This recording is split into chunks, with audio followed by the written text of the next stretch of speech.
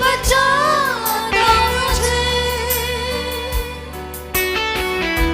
हाथों को थामे मेरे तू ही चलाता मुझे, बाहों में घेरे हुए तू ही बचाता मुझे। धन्यवाद हो तेरा, धन्यवाद हो तेरा, धन्यवाद हो तेरा, धन्यवाद हो तेरा, धन्यवाद हो तेरा, धन्यवाद हो तेरा। प्रभु आज एक धन्यवादी हृदय के साथ आज सुबह हम आपके हुजूरी में उपस्थित होते परमेश्वर, धन्यवादी हृदय के साथ प्रभु, आभार के साथ प्रभु, धन्यवाद प्रभु जी, तेरी आशीषों के लिए धन्यवाद, उपकारों के लिए धन्यवाद, भलाइयों के लिए धन्यवाद प्रभु, चंगाइयों के लिए धन्यवाद प्रभु जी।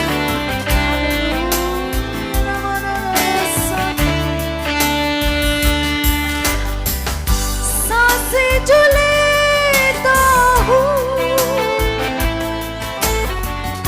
ये है तूने दिया, दिन जो देखूं नया तूने ही है दिया। सांसें जो लेता हूँ ये है तूने दिया, दिन जो देखूं नया तेरा ही है दिया। मिलके धन्यवाद हो तेरा, हम सभी मिलके गा सकते हैं।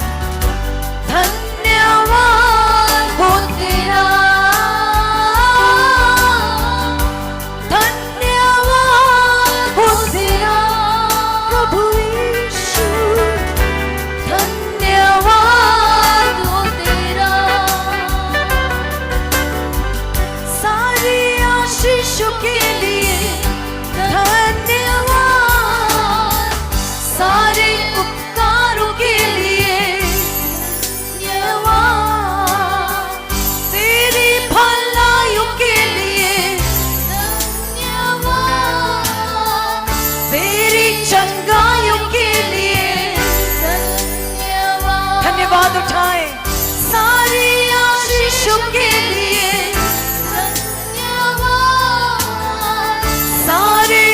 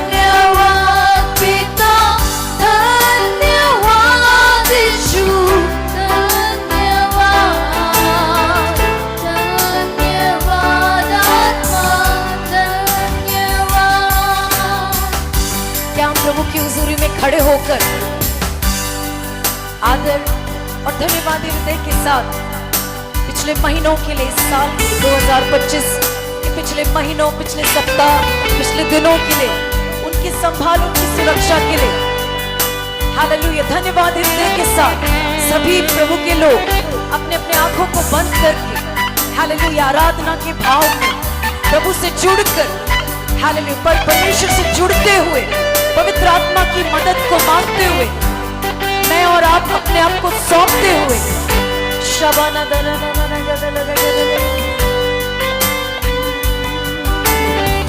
जीवन है तेरा मिलके गाएं। ओ जो कुछ है मेरा सब तूने दिया, जीवन है तेरा दिया, जो कुछ है मेरा सब तूने दिया। धन्यवाद का कटोरा उठा के मैं ये कहूँ, धन्यवाद का कटोरा उठा के मैं ये कहूँ, पिता धन्यवाद, यीशु धन्यवाद, धन्यवाद आत्मा धन्यवाद, पिता धन्यवाद, यीशु धन्यवाद, धन्यवाद आत्मा धन्यवाद। आशीष तुझसे है मेरी, बिन मांगे तूने है सब कुछ दिया। आशीष तुझसे है मेरी, बिन मांगे तूने है सब कुछ दिया। धन्यवाद का कटोरा ऊंची आवाज में क्या हम उठा सकते हैं? उठा के मैं ये कहूँ, धन्यवाद का कटोरा उठा के मैं ये कहूँ, पिता धन्यवाद, यीशु धन्यवाद, धन्यवाद आत्मा धन्यवाद, पिता धन्यवाद, यीशु धन्यवाद, धन्यवाद आत्मा धन्यवाद। सारे आशीषों के लिए धन्यवाद, सारे उपकारों के लिए धन्यवाद, तेरी भलाइयों के लिए धन्यवाद, तेरी चंगाइयों के लिए धन्यवाद, सारी आशीषों के लिए धन्यवाद,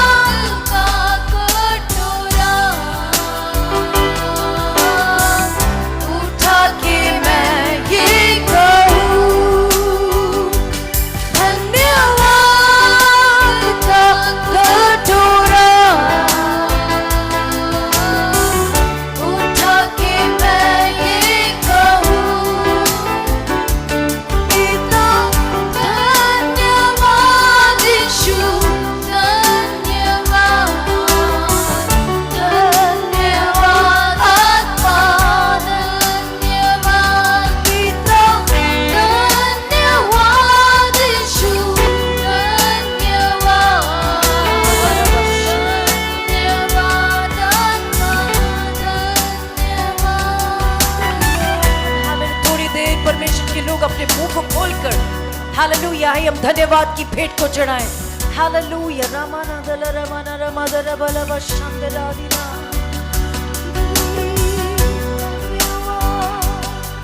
अपने मुंह को खोलकर अपने परमेश्वर को धन्यवाद दे, कहे प्रभु यीशु मसीह धन्यवाद। मुंह को खोलकर आवाज उठाकर आइए हम अपने पिता को धन्यवाद दे।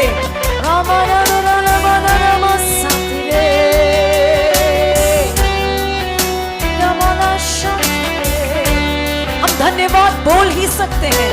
हालेलुया धन्यवाद धन्यवाद धन्यवाद। Thank you Jesus. हालेलुया रवाला माशांतले दीना माना रंगला बारिया सांतरे हालेलुया गवाना रंगदारी अंतरे बेरी अंदर बोरी अथर रबाशेकी। भजन संहिता 139 का 4 से 11। हे यहोवा, मेरे मुंह में ऐसी कोई बात नहीं जिसे तू पूरी रीति से न जानता हो। तूने मुझे आगे पीछे घेर रखा है और अपना हाथ मुझ पर रखे रहता है। यह ज्ञान मेरे लिए बहुत कठिन है, यह गंभीर और मेरी समझ से बाहर है। मैं तेरे आत्मा से भागकर किधर जाऊं या तेरी सामने से किधर भागूं? यदि मैं आकाश पर चढ़ूं तो तू वहाँ है। यदि मैं अपना बिछौना अधोलोक में बिछाऊं तो वहाँ भी तू है। यदि मैं भोर की किरणों पर चढ़कर समुद्र के पार जा बसूं तो वहाँ भी तू अपने हाथ से मेरी अगुवाई करेगा और अपने दाहिने हाथ से मुझे पकड़े रहेगा। यदि मैं कहूँ कि अंधकार में तो मैं छिप जाऊंगा और मेरे चारों ओर का उजियाला रात का अंधेरा हो जाएगा। Hallelujah hallelujah. पतरस और शिष्यों का जो भीड़ प्रभु यीशु मसीह के सामने जब था, प्रभु यीशु मसीह ने पूछा, एक दिन एक अजीब सा सवाल उनसे पूछा, लोग मेरे बारे में क्या कहते हैं? हालेलुया। उन्होंने कई उत्तर दिए। हालेलुया। शिष्यों से पूछा, शिष्यों ने भी कई तरह के उत्तर दिया कि तू एलिया है, तू ये है, तू वो है। लेकिन पतरस के जवाब पर प्रभु यीशु मसीह रुक गए। हालेलुया। हम जो अगला गीत गाने जा रहे हैं, हालेलुया, बेटी ने हमारे सामने इस वचन को पढ़ा, तोरे सिवा जाऊं कहां? पतरस ने कहा, प्रभु हम तुझे छोड़ कहां जाएं? जीवन के वचन तो तेरे ही। आप बोले मेरे साथ, जीवन के वचन तो। हालेलुया। तोरे सिवा जाएं कहां? जाऊं जहां पाऊं। हालेलुया। हमारे बच्चे हम सब मिलकर परमेश्वर की आराधना करेंगे इस गीत को, और परमेश्वर की सुरक्षा को हम मनाते हुए, हम क्यों खड़े हुए? परमेश्वर के भवन में हम नाचकर, थोड़ा हिलते हुए, प्रभु की सुरक्षा को धन्यवाद देते हुए, मनाते हुए हम इस गीत को मिलके गाएंगे। ताली बजा के गाएंगे। ताली बजाएं, एक साथ मिलकर अच्छी जोर से ताली बजाएं।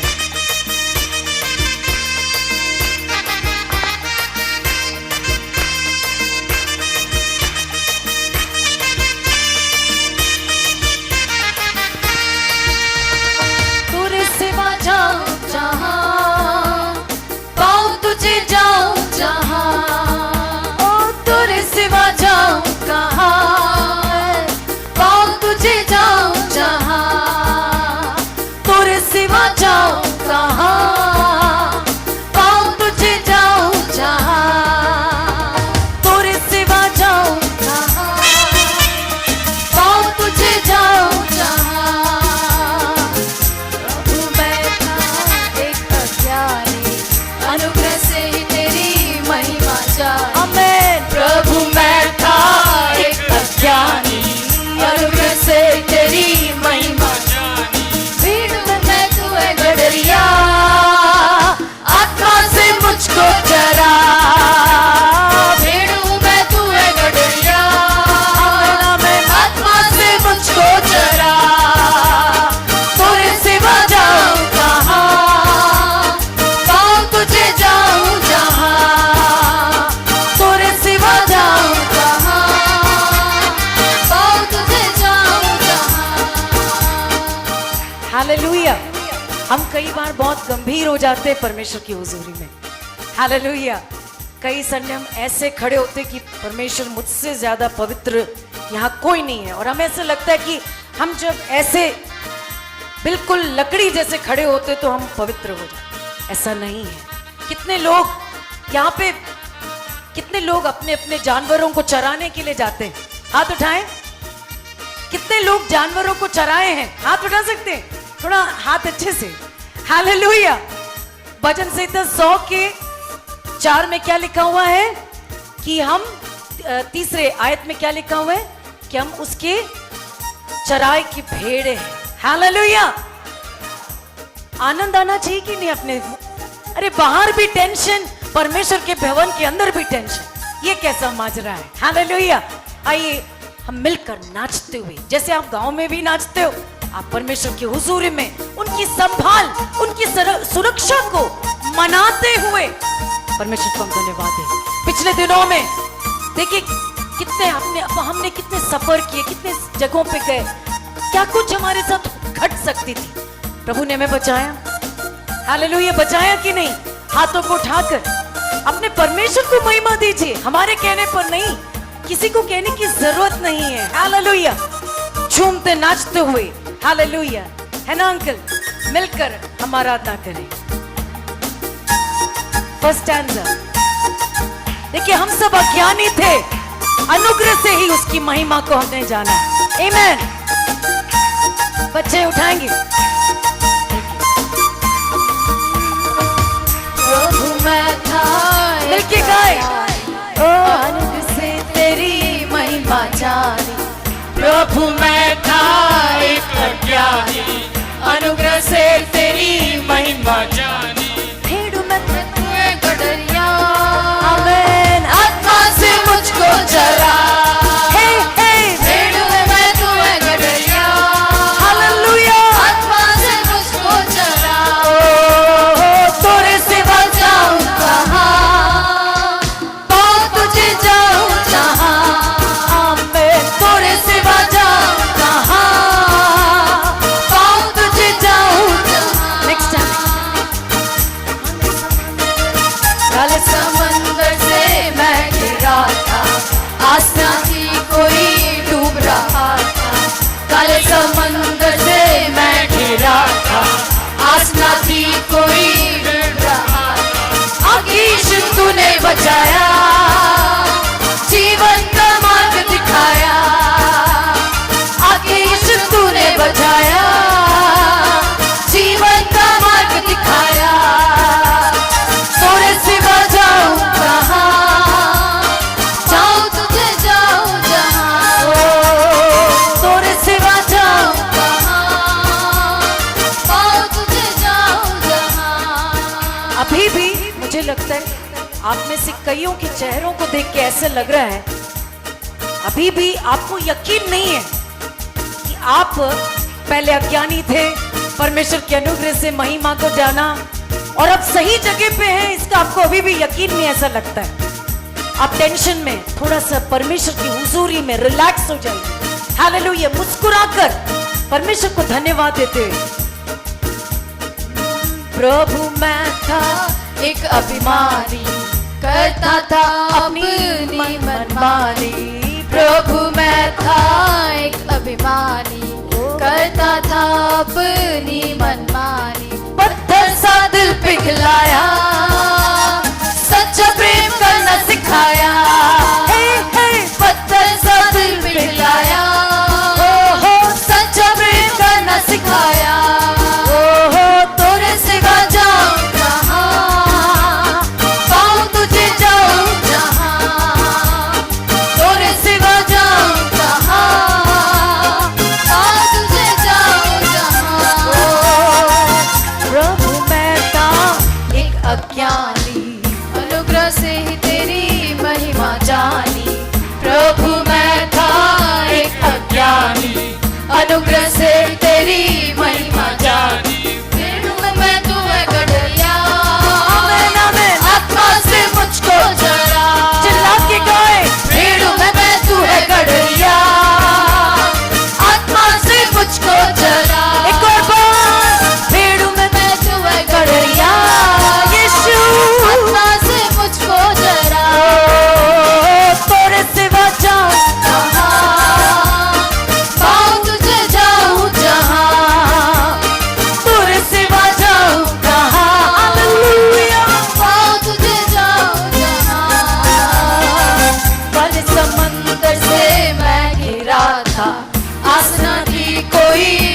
रहा था, काले समंदर से मैं घिरा था, आस न थी कोई डूब रहा था। फिर आके यीशु तूने बचाया, मुस्कुराते हुए जीवन का मार्ग दिखाया, हे हे आके यीशु तूने बचाया, जीवन का मार्ग दिखाया। तोरे सिवा जाऊं कहाँ पाऊं तुझे, जाऊं जहाँ, तोरे सिवा जाऊं कहाँ पाऊं तुझे, जाऊं जहाँ। ओ प्रभु मैं था एक अभिमानी, करता था अपनी मनमानी। प्रभु मैं था एक अभिमानी, करता था अपनी मनमानी। पत्थर सा दिल पिघलाया, सच्चा प्रेम करना सिखाया। पत्थर सा दिल पिघलाया, सच्चा प्रेम करना सिखाया। यीशु तोरे सिवा जाऊं कहाँ, पाऊं तुझे, जाऊं जहाँ। तोरे सिवा जाऊं कहाँ, पाऊं तुझे, जाऊं जहाँ। यीशु है सच्चा गड़ैया, उसकी हम फेरे हैं, हरी चराइयों में नाचते हुए गाएं, हमें चराता आनंद के साथ गाएं। यीशु है सच्चा गड़ैया, उसकी हम फेरे हैं, हरी चराइयों में हमें चराता है।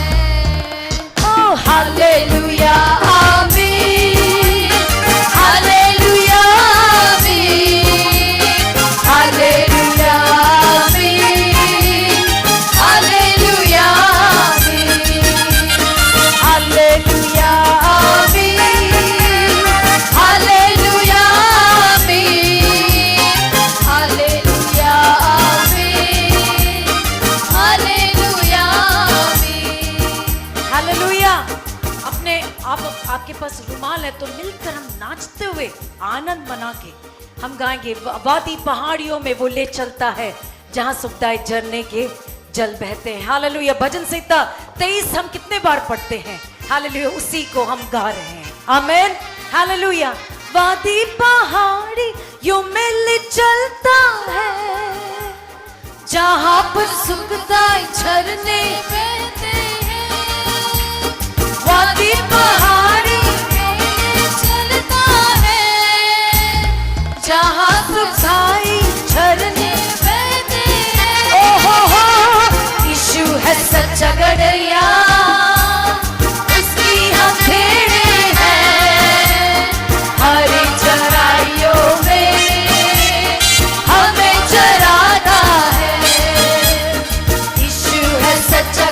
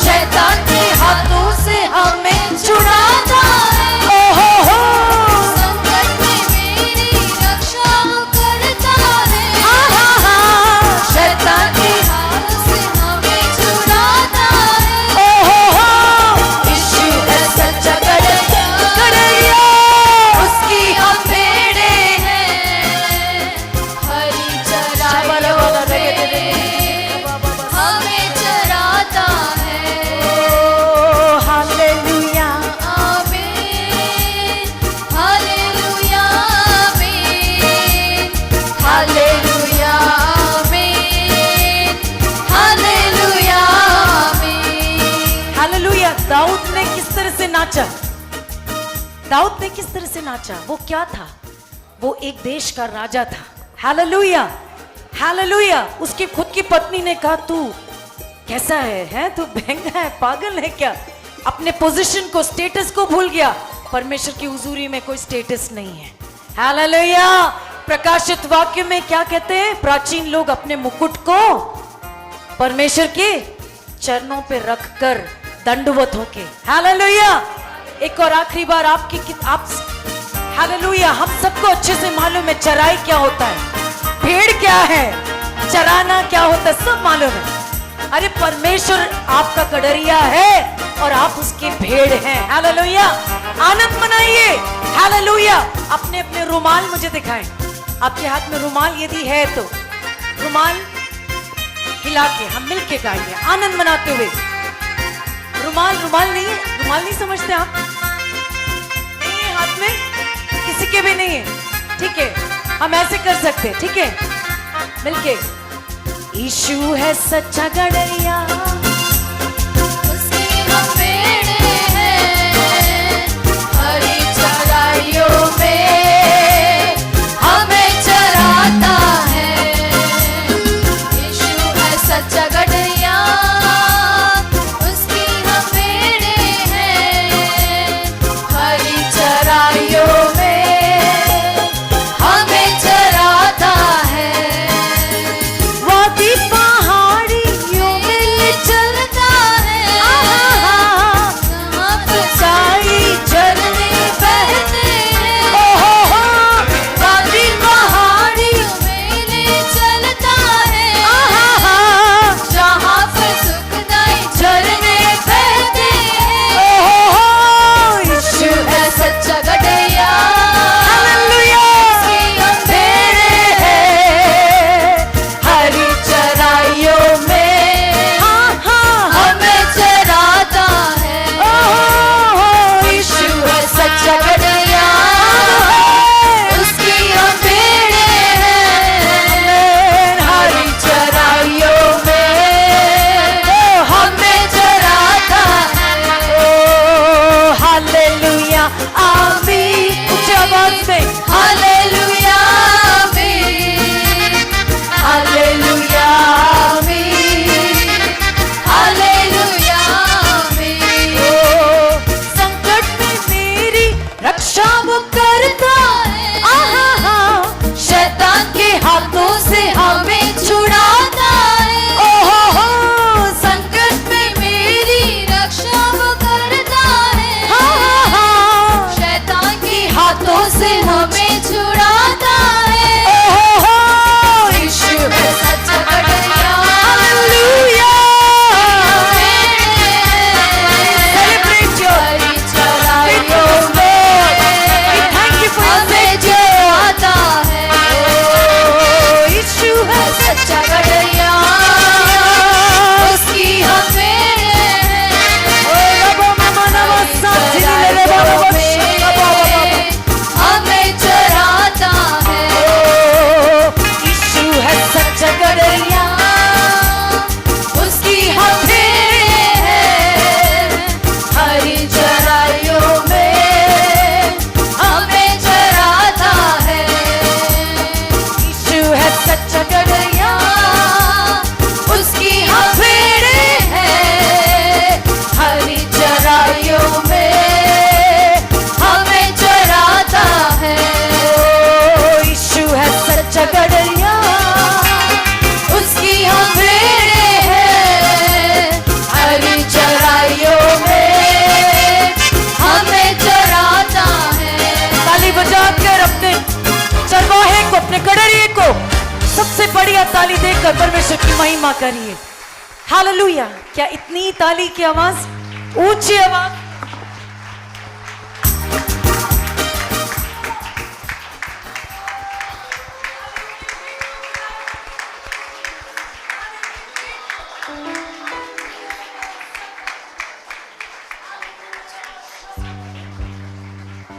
आइए हम अपने गडरिए, अपने सच्चे गडरिए से आप अपने हाथों को उठा सकते हैं। जिसको घुटने में बैठना है वो घुटने में बैठ सकता है। हालेलुया। आपको पूरी आजादी है आपके परमेश्वर की हुजूरी में। हम जैसे हैं, बच्चे कोई भी हो, बिना मेकअप के, बिना कोई नकाब के, प्रभु से हम कहने जा रहे, क्या कहने जा रहे हैं? तेरे बिन मैं कुछ भी नहीं। कितने लोग मेरे साथ इस बात को अब सहमति के साथ कह सकते कि हाँ खुदा, तेरे बिन मेरा कुछ भी नहीं, मेरा कोई अस्तित्व नहीं। कितने लोग मेरे साथ ही कह सकते अपने हाथों को उठाकर? संकेत दीजिए, संकेत दीजिए।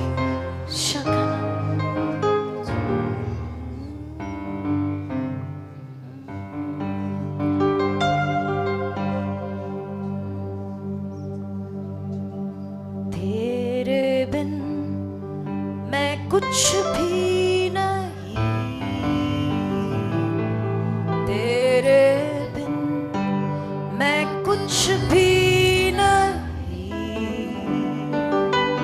ऐ खुदावन यीशु, तेरे बिन मैं कुछ भी नहीं। अपने दिल की आवाज को अपने पिता के सामने उठाइए। तेरे बिन मैं कुछ भी नहीं,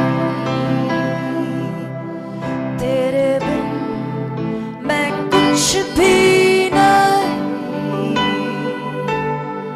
ऐ खुदावन यीशु, तेरे बिन मैं कुछ भी नहीं। यीशुआ, यीशुआ करूं आराधना, हाथों को अपने उठाकर तुझे तू महिमा।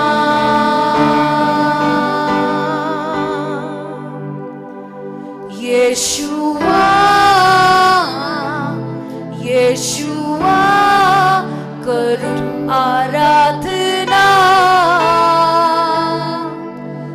हाथों को अपने उठाकर तुझे दूं महिमा। खाली हूँ, भर दे मुझको तू, है दुआ तुझसे, है दुआ तुझसे। कुछ भी मैं नहीं हूँ बिना तेरे। हम अपने पिता के सामने सच कह सकते हैं मेरे प्रियो। खाली हूँ, भर दे मुझको, है दुआ तुझसे, है दुआ तुझसे। कुछ भी मैं नहीं हूँ बिना तेरे। यीशुआ, यीशुआ करूं आराधना, हाथों को अपने उठाकर तुझे दूं महिमा। यीशुआ,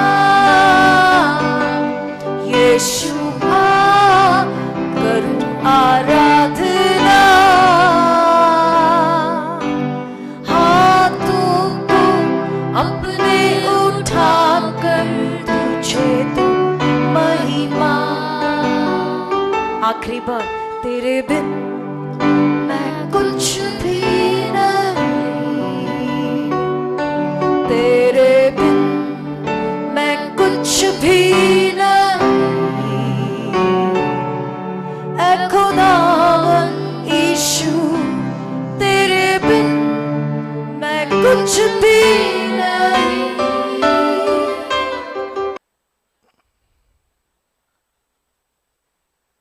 मैं समझता हूँ आप में से अधिकांश लोग साइकिल चलाना जानते हैं।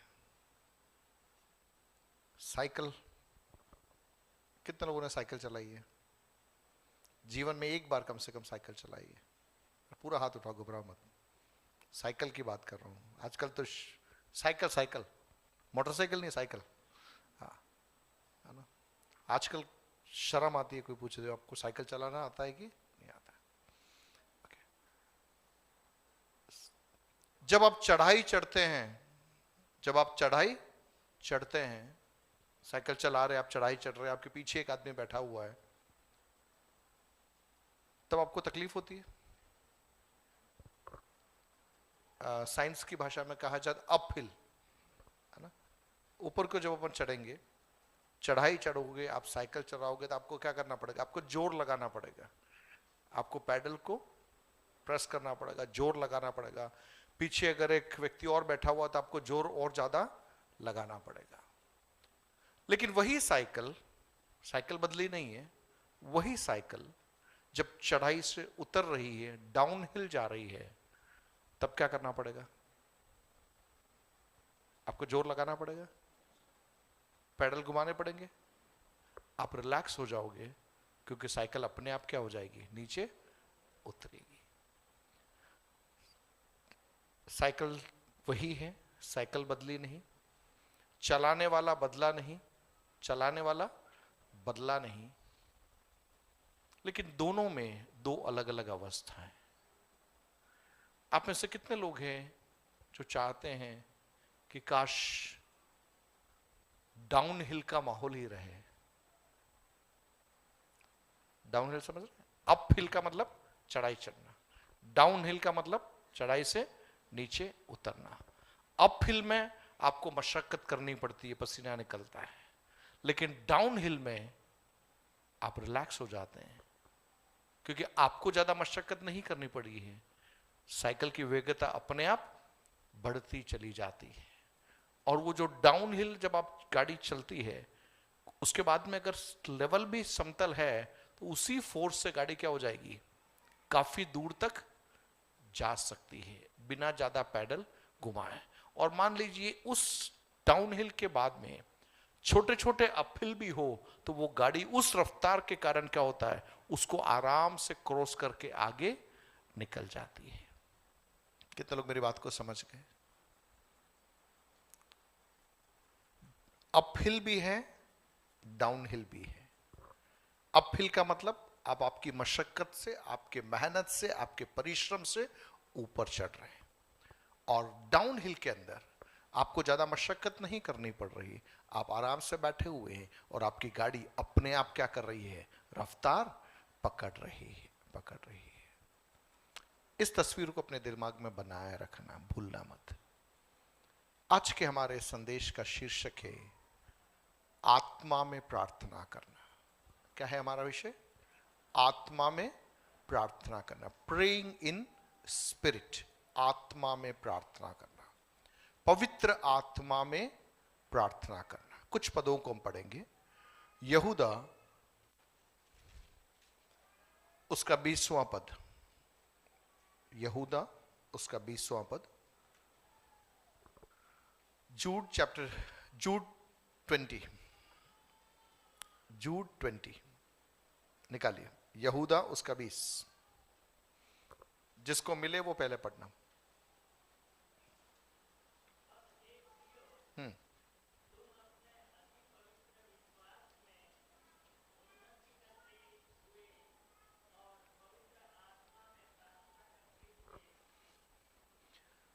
यहूदा एक उसका 20, उसमें एक ही अध्याय था, इसलिए मैंने अध्याय नहीं बोला, सीधे मैंने वचन बोला। ओके। यहूदा 20, पर हे प्रियों, तुम अपने अति पवित्र विश्वास में उन्नति करते हुए और पवित्र आत्मा में प्रार्थना करते हुए अपने आप को परमेश्वर के प्रेम में बनाए रखो और अनंत जीवन के लिए हमारे प्रभु यीशु मसीह की दया की बाट जोहते रहो। प्रभु यीशु मसीह के चेलों में से एक था यहूदा इस्करियोत। क्या नाम था उसका? यहूदा इस्करियोत, जो हम सब जानते। यहूदा सुनते यहूदा इस्करियोता का नाम आता है।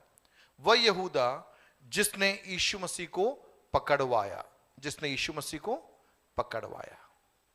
ये पत्री उस यहूदा की पत्री नहीं है ना?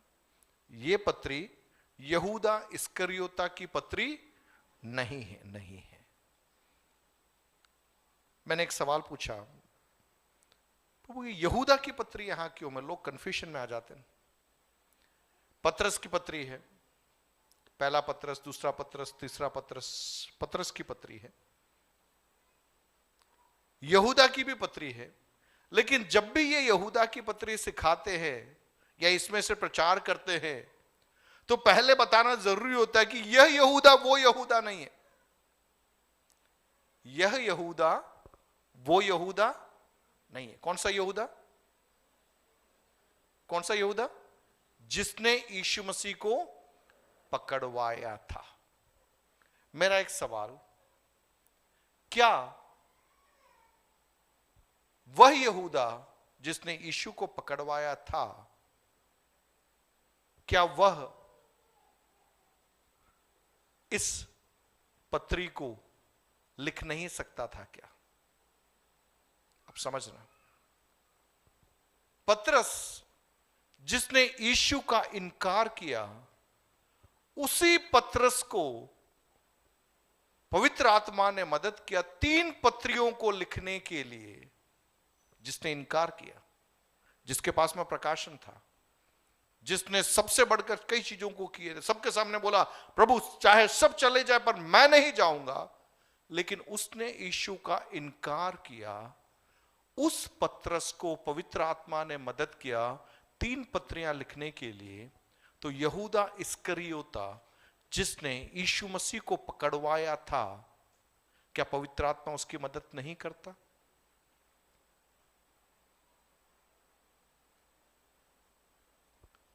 पत्रस गलती करने के बाद में वो मन फिर आया, जिसके पास में आना था उसके पास में आ गया और उसने बोला प्रभु तू सब कुछ जानता है, मैं कहत तो बड़ी बड़ी बातें कर रहा था, मैं ऐसा नहीं करूंगा वैसा नहीं करूंगा, लेकिन तू जानता है मैं एक दासी लड़की के आगे ही मैं टूट गया, मैं तेरे खिलाफ बोला।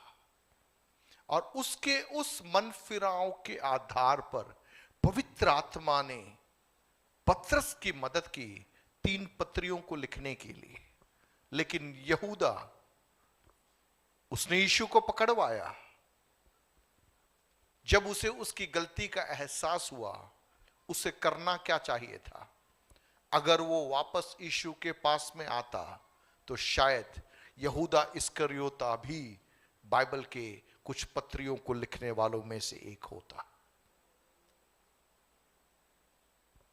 पत्रस अपने जीवन के अनुभवों के आधार पर, जैसे मैं अक्सर कहता हूं कि दूध का जला छाछ को भी फूंक फूंक कर पीता है, पत्रस की हर पत्री के अंदर वह एक विचारधारा आपको दिखाई देगी जहां पर वो लिख रहा है कि प्रयत्न करो, कोशिश करो, चूक मत जाना, क्योंकि उसे मालूम है चूकने की कीमत।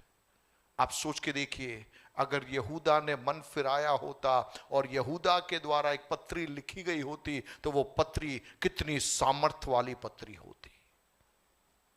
हालेलुया। कितने लोग मेरी बात समझ पा रहे हैं? एक पापी व्यक्ति जब मन फिराता है तो उसके बारे में लिखा है स्वर्ग में बड़ा आनंद मनाया जाता है। तो अगर यहूदा मन फिराता तो कितना बड़ा आनंद स्वर्ग में मनाया जाता। प्रभु ने अपनी दया के अंदर बाइबल के अंदर एक पत्री ही लिख के रख दी, यहूदा की पत्री, ताकि जब इस पत्री को हम पढ़े तब हमारे मन में एक सवाल आया कि यह यहूदा वो यहूदा नहीं है। वह यहूदा ये यहूदा बन सकता था यदि वो मन फिराता तो, यदि वो अपनी हकीकत को परमेश्वर के सामने मानने के लिए तैयार हो जाता तो शायद पत्रस से बढ़कर मेरा परमेश्वर यहूदा को इस्तेमाल में करता। प्रभु की दया, यहूदा की पत्री बाइबल के अंदर है। मेरी बात आपको समझ में आ रही है? तो ये बहुत ही साफ है, ये यहूदा इस्करियोता नहीं है। ये यहूदा यीशु मसीह के भाइयों में से एक था, जिसके बारे में लिखा है, यहूदा की ओर से जो यीशु मसीह का दास और याकूब का भाई है।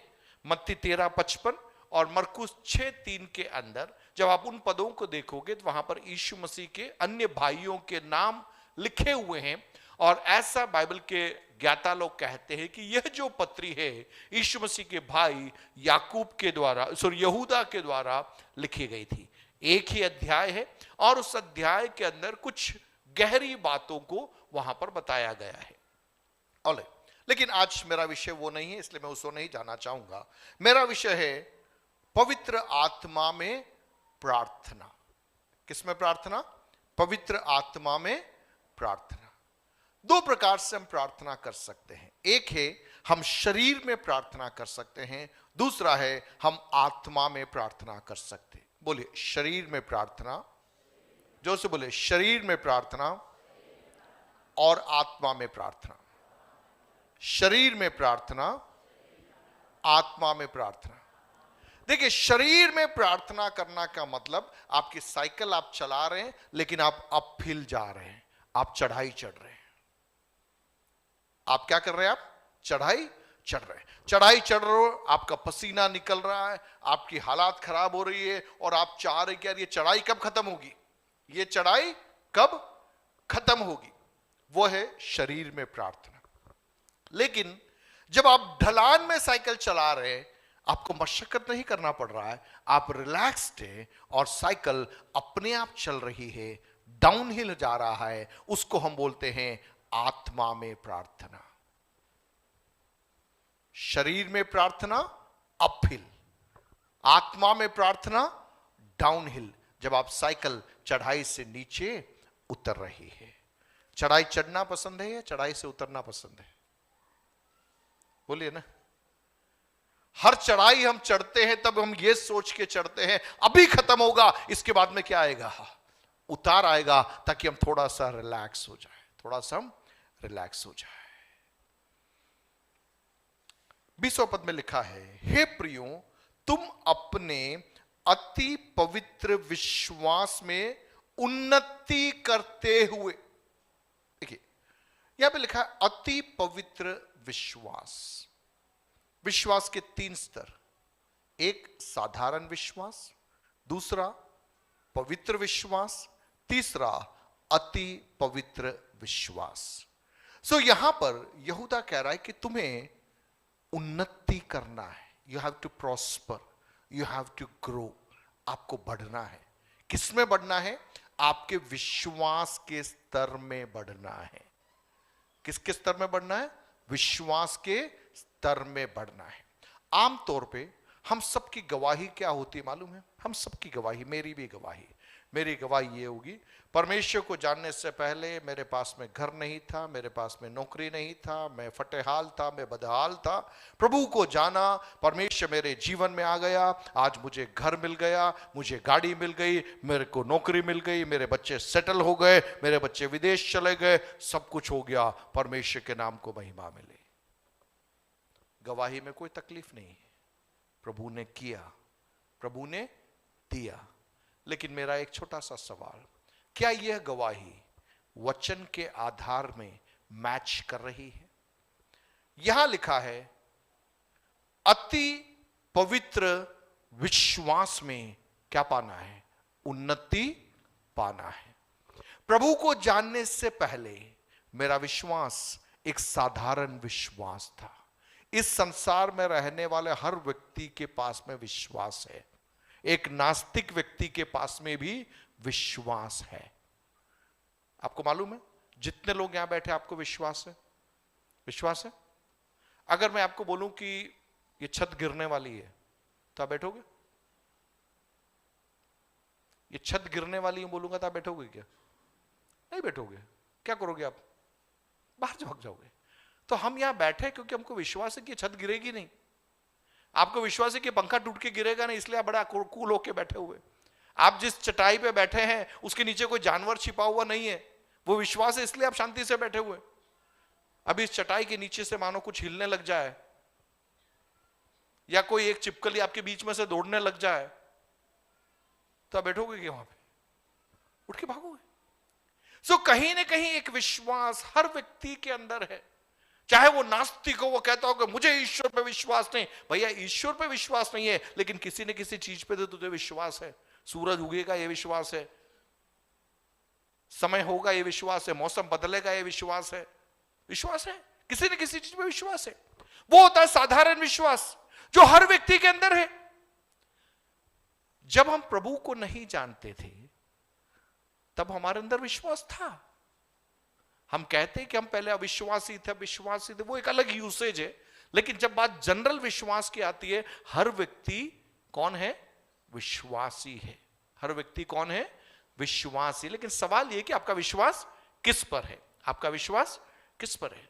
साधु सुंदर सिंह से जब कुछ मिशनरीज ने बोला कि तुम्हें विश्वास में आने की जरूरत है, तुम्हारे परिवार के लोग, अन्य लोग अविश्वासी है, तब उन्होंने इस प्रकार से कहा, क्योंकि वो एक सिख पृष्ठभूमि से आते थे।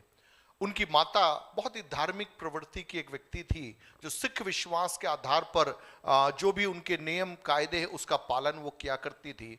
तो उन्होंने कहा, साधु सुंदर सिंह ने इस प्रकार से लिखा, जब बाहर से मिशनरी लोगों ने आकर मेरी मां के विश्वास पे सवाल उठाया, तब मैंने एक सवाल पूछा कि मैं नहीं मानता कि मेरी मां अविश्वासी है। उनको जो मालूम है उसके आधार पर मुझसे अधिक विश्वासी कौन है? मेरी मां है।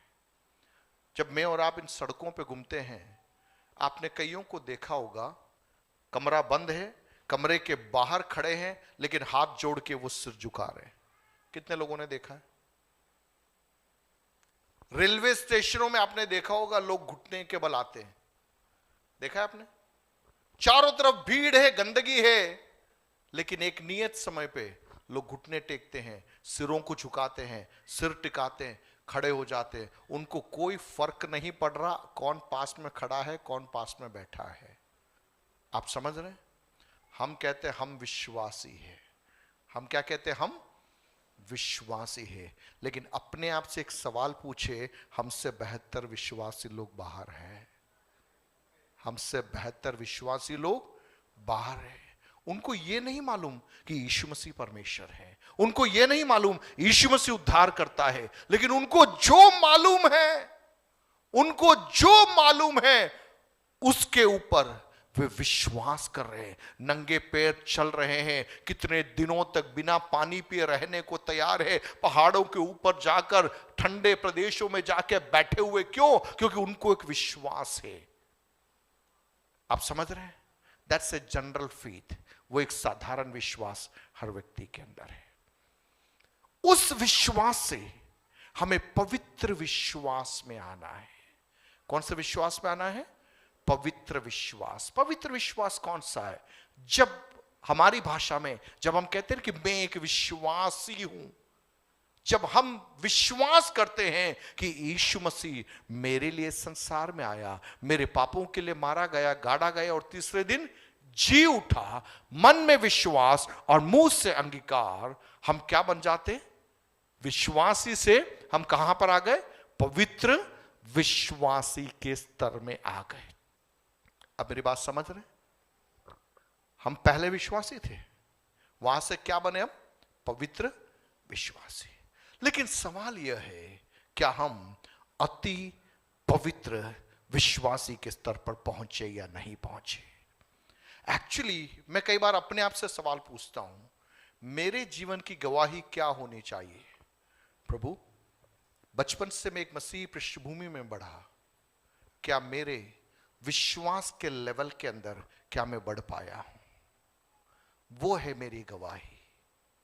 आर्थिक क्षेत्र में मैं कहां पहुंचा वो नहीं है मेरी गवाही, वो तो हर व्यक्ति दे रहा है गवाही। हर व्यक्ति दे रहा है गवाही।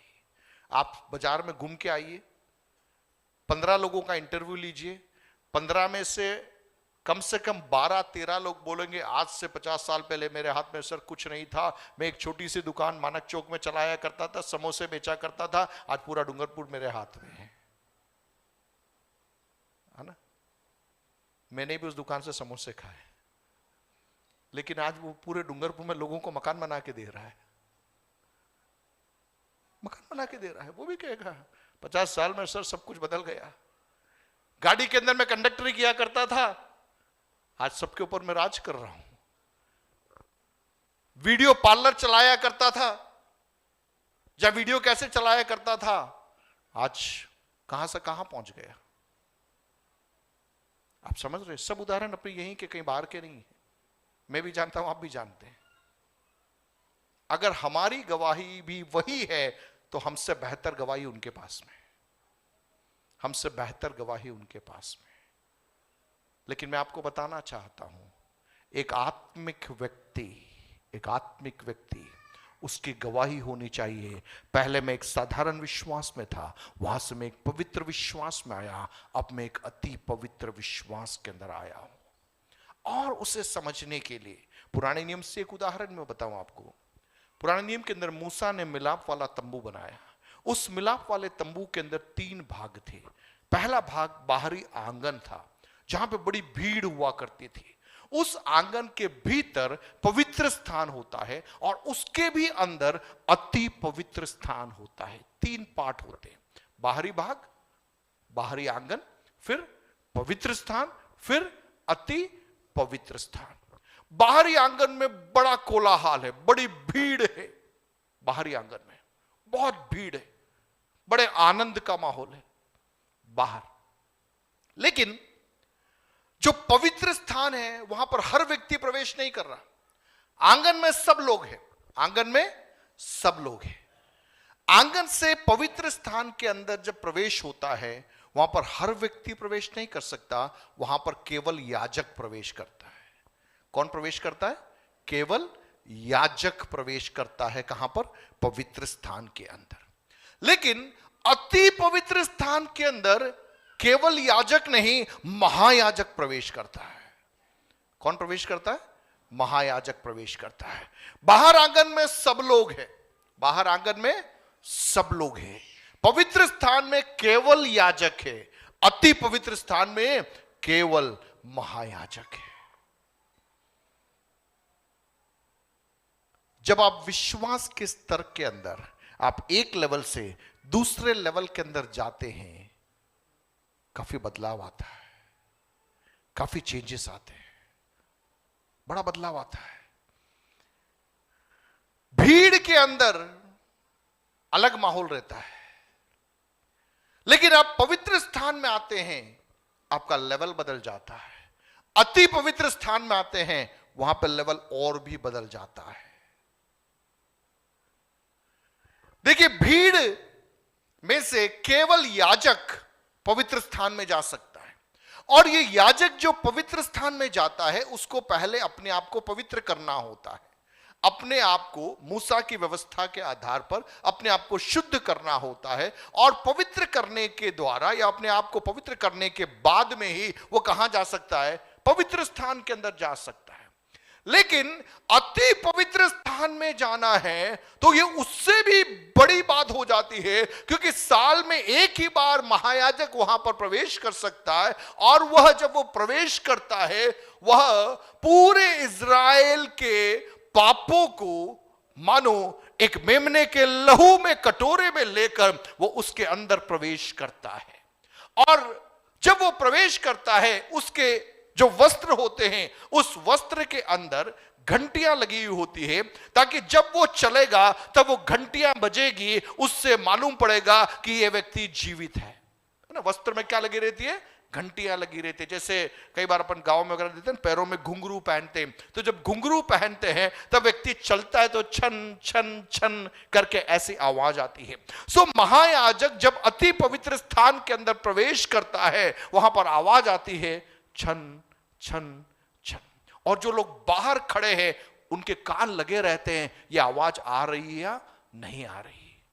अब मान लीजिए अगर आवाज थम गई, इसका मतलब कहीं ना कहीं कोई पाप इस व्यक्ति के जीवन में है, और उस व्यवस्था के आधार पर वह व्यक्ति वहां पे जिंदा नहीं रहेगा अति पवित्र स्थान के अंदर। और वो व्यक्ति जब अंदर प्रवेश करता है, उसके पैरों से एक जंजीर बंधी हुई रहती है, वो जंजीर इसलिए बांधी जाती है कि मान लीजिए ये व्यक्ति अति पवित्र स्थान में चला गया और उसके जीवन में कोई पाप है तो वो व्यक्ति वहीं गिरेगा, वहीं मर जाएगा। लेकिन इसके मृत शरीर को निकालने के लिए बाहर से एक व्यक्ति अंदर नहीं जा सकता। जो व्यक्ति बाहर है उसे उन जंजीरों को खींचना पड़ता है ताकि ये व्यक्ति बाहर निकल कर आ जाए। हालेलुया। आप समझ रहे हैं, बहुत गहरी बातें वहां पर है, लेकिन मैं उस ओर नहीं जाना चाहता। बाहरी आंगन के अंदर सूरज की रोशनी है, पवित्र स्थान के अंदर दीवट की रोशनी है, लेकिन अति पवित्र स्थान के अंदर मानसिक रोशनी नहीं है, प्राकृतिक रोशनी नहीं है। वहां पे परमेश्वर की महिमा है, जो उस प्रायश्चित के ढकने के ऊपर परमेश्वर का शकीना महिमा उतरता है। अगर महिमा नहीं उतरेगा वहां पर घोर अंधकार रहेगा, लेकिन महिमा होगी वहां पर उजियारा रहेगा। हालेलुया।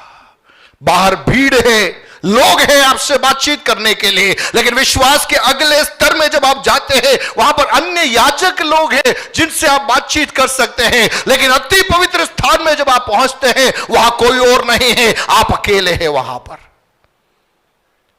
आत्मिक स्तर के अंदर जब पवित्र आत्मा हमें उस लेवल के अंदर ले जाता है, वहां पर एक्चुअली परमेश्वर हमसे व्यक्तिगत बातचीत करता है। वहां पर बातचीत होती है, वहां पर मुलाकातें होती है। वहां पर हम एक विश्वासी नहीं है, वहां पर हम एक अलग स्तर में पहुंच गए जहां पे प्रभु की महिमा हमें घेरने लग जाती है। जिसने परमेश्वर की महिमा को अनुभव कर लिया उसके पास में अपनी महिमा का बखान करने के लिए कुछ रहेगा ही नहीं। आप समझ रहे हैं? जिसने परमेश्वर की महिमा को देख लिया वह अपनी महिमा के बारे में बोल ही नहीं पाएगा। मान लीजिए मेरे हाथ में ये फोन है, मुझे ये फोन अच्छा लग रहा है, लेकिन मेरे साथी के पास में लेटेस्ट आईफोन है। कौन सा फोन है उसके पास? Latest iPhone. उसने आके उसके आईफोन के बारे में आपको सारा फीचर्स बता दिया। अब मैं मेरे फोन के बारे में क्या बोलूं? आप समझ रहे हैं? आप समझ रहे हैं? एक बड़ी गाड़ी किसी ने खरीदी, दूसरे व्यक्ति के पास में पुरानी गाड़ी है। बड़ी गाड़ी वाले ने अपने गाड़ी के सारे फीचर्स बता दिए। मेरी गाड़ी का दरवाजा ऐसा, इसमें ये होता, ये होता, ये सारी बताने के बाद में अब मैं अगर खड़ा होकर मेरी पुरानी गाड़ी के बारे में बोलूंगा तो कौन सुनेगा? आप समझ रहे हैं? जिसने परमेश्वर की महिमा को देख लिया उसको अपनी महिमा दिखाने के बारे में वो कर ही नहीं सकता, वो बोल ही नहीं सकता। मेरा कहने का तात्पर्य है, कैसे हम समझ सकते हैं एक व्यक्ति आत्मिक रीति से उन्नति कर रहा है? आत्मिक उन्नति करने वाला व्यक्ति अपने बारे में नहीं बोलेगा, वो अपने बारे में नहीं बोलेगा क्योंकि उसने परमेश्वर की महिमा को देख लिया। जिसने परमेश्वर की महिमा को देखा वो केवल परमेश्वर की महिमा के बारे में बात करेगा। यशायाह ने जब परमेश्वर की महिमा को देखा, यशायाह कह रहा, प्रभु मैं तो अशुद्ध होंठ वाला मनुष्य हूं। मैं कौन हूं? अशुद्ध होंठ वाला मनुष्य। कब कह रहा है? जब उसने परमेश्वर की महिमा को देख लिया। मेरे और आपके जीवन के अंदर प्रभु चाहता है हम विश्वास के उस स्तर के अंदर आ जाए, उस स्तर में आ जाए जहां पर हमारी प्रार्थना, हमारी आराधना भीड़ में करने वाली चीज न होकर हमारे अकेले में, जब हम व्यक्तिगत रीति से होते, जब हमें कोई नहीं देख रहा होता है, वहां पर हमारी आराधना प्रकट होना है, वहां पर हमारा प्रार्थना प्रकट होना है, वहां पर हमारा वचन प्रकट होना है। मैं आपको प्रोत्साहित करना चाहूंगा, आपके घरों में जब आप अकेले रहते हैं क्या आप बाइबल निकाल कर आप पढ़ते हैं? चर्च में आके बाइबल पढ़ने की बात मैं नहीं कह रहा हूं। आपके घर में जब आप अकेले रहते हैं, अकेले बैठते हैं, क्या आप बाइबल लेके पढ़ते हैं? क्या आप अकेले बैठ के प्रार्थना करते हैं? क्या आप अकेले बैठकर गीत गाते हैं? क्या आप अकेले बैठकर प्रभु की महिमा करते हैं? वहां पर आत्मिक उन्नति होती है, वहां पर आत्मिक बढ़ोतरी होती है। सो अति पवित्र विश्वास में उन्नति करते हुए और क्या करना है? पवित्र आत्मा में प्रार्थना करते हुए। इसके बाद में नेक्स्ट लेवल क्या आ रहा है? पवित्र आत्मा में प्रार्थना करते हुए। देखिए, पवित्र आत्मा में प्रार्थना अर्थात पवित्र आत्मा की सहायता से क्या करना है? प्रार्थना करना। जैसे मैंने कहा, शरीर में एक प्रार्थना है जो हमारी रूटीन प्रेयर होती है। रूटीन प्रेयर का मतलब आपको ज्यादा सोचना नहीं पड़ रहा है, आप बोले जा रहे हो, कर रहे हो, वो रूटीन हो रहा है, रूटीन हो रहा है, औपचारिकता हो रही है। मैं यहां पर औपचारिकता वाली प्रार्थना की बात नहीं कर रहा। पवित्र आत्मा से द्वारा जो प्रार्थना होती है वो पवित्र आत्मा की सहायता से आप प्रार्थना करते हैं। देखिए, ये जो प्रार्थना, उसको जस्ट समझने के लिए आप उसको 3 प्रकार से समझ सकते हैं। पहला, जैसे मैंने किसी को टेलीफोन लगाया, मैंने किसी को क्या लगाया? टेलीफोन लगाया, तो सबसे पहले आप क्या करते हो? सबसे पहले क्या करेंगे? अगर मुझे किसी को फोन करना है तो मैं सबसे पहले क्या करूंगा? मान लीजिए मुझे दिनेश से बात करनी है, तो मैं किसका नंबर लगाऊंगा? अल्फा का नंबर लगाने से बात होगी? किसका नंबर लगाना पड़ेगा? मुझे जिससे बात करनी है उसका नंबर मुझे क्या करना पड़ेगा? लगाना पड़ेगा। नंबर लगाने से बात हो जाएगी? नंबर लगाने से बात हो जाएगी? हम पहले क्या करते हैं? आपने नंबर लगाया, नंबर लगाने के बाद में क्या बोलते हो? क्या बोलते हो? Hello, hello, hello. कब तक बोलते रहते हैं? कब तक बोलते रहेंगे? सामने वाला भी क्या बोल रहा है? क्या बोल रहा है? हेलो। नंबर तो लगा लिया, दिनेश ने फोन भी उठा लिया, लेकिन मैं हेलो बोल रहा हूं, सामने से जवाब नहीं आ रहा है, तो मैं बात करूंगा क्या? आपने बोला सर नंबर लगा लिया, आपने बोला ना बात कर रहा है, मैंने बात भी कर दी, हेलो, हाँ कैसे, ठीक है ठीक है, ये कर लेना, ले आना, ओके कट। सामने वाले ने सुना या नहीं सुना वो भी अपन को नहीं मालूम। आप समझ रहे हैं? पहले तो सही नंबर लगना है, दूसरा स्टेप क्या होना है? कनेक्टिविटी है या नहीं, मेरी आवाज उधर जा रही है, उधर की आवाज इधर सुनाई दे रही है कि नहीं, ये चेक करना है। इसके बाद में हम क्या करते हैं? हम बात करते हैं ना। मेरे को तो सर टाइम ही नहीं है, मेरे को टाइम ही नहीं सर, नंबर भी डायल नहीं करना है, कनेक्टिविटी भी चेक नहीं करनी है, पर मुझे मेरी बात बतानी है। आप समझ रहे? कहीं हमारी प्रार्थनाएं ऐसा तो नहीं हो रहा है कि अपन नंबर भी डायल नहीं कर रहे हैं, अपन नंबर भी डायल नहीं कर रहे हैं, अपन हेलो हेलो करके लाइन भी चेक नहीं कर रहे हैं, लेकिन हम क्या कर रहे हैं? हम बात कर रहे हैं, हम अपनी बात कह रहे हैं।